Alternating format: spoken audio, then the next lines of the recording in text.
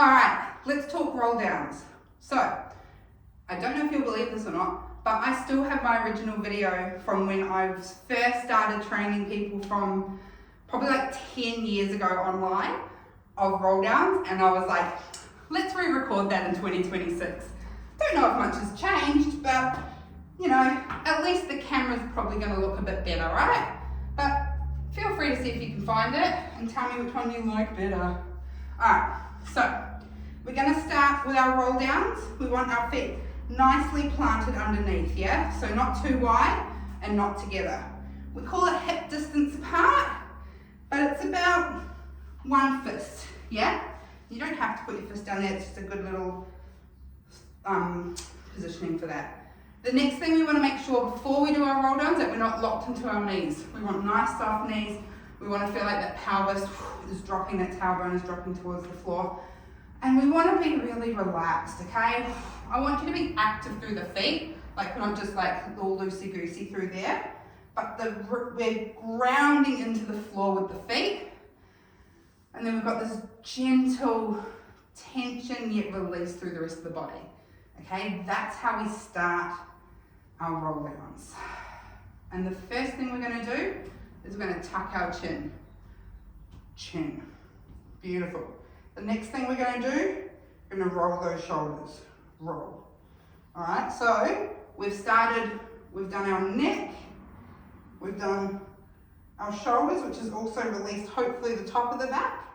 And now from here, we're going to roll down to the floor, trying to keep our head as close to our body as possible. Alright? See how my knees are not straightening, they're keeping soft, but they're also not bending any more than they need to. Okay?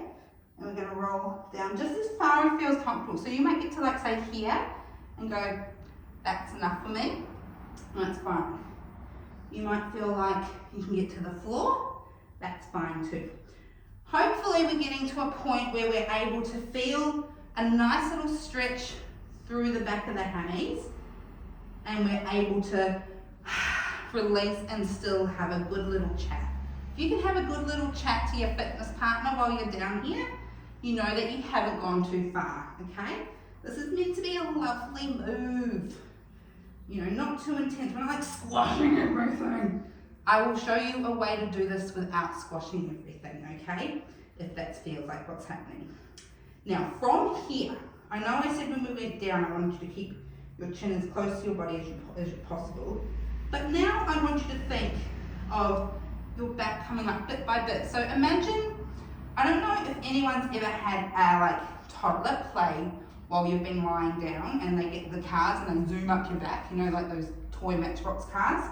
I want you to imagine there's a Matchbox car zooming up your back or something similar. And you're just like the train track. Hello, I've just jumped over metaphors. You're the race car track. That's very fitting, seeing as I think it's the Formula One in Melbourne today. Now, have a watch here. Shoulders still forward, head still down. Love that. Love that for us. As we come up, head stays down, chin stays down. We come up, shoulders find neutral, head finds neutral. Beautiful. Now, if that felt great, you're like, hey, I got this, I know how to do a roll down, you are all over it, okay? Beautiful and relaxed, get tension, soften the knees, keep the chin first, shoulders, and then the head stays as close to the body as possible, going down. If you were like, Lisa, you told me I need to have space, and I don't have space, I feel crunched and constructed, here's what I want you to think of instead. I still want you to go chin, I still want you to go shoulders, but now I want you to think about curving over one of those exercise balls, right? So it's sitting right here, and I want you to curve. You are the exercise ball. You are the beach ball. What else is round like that? You are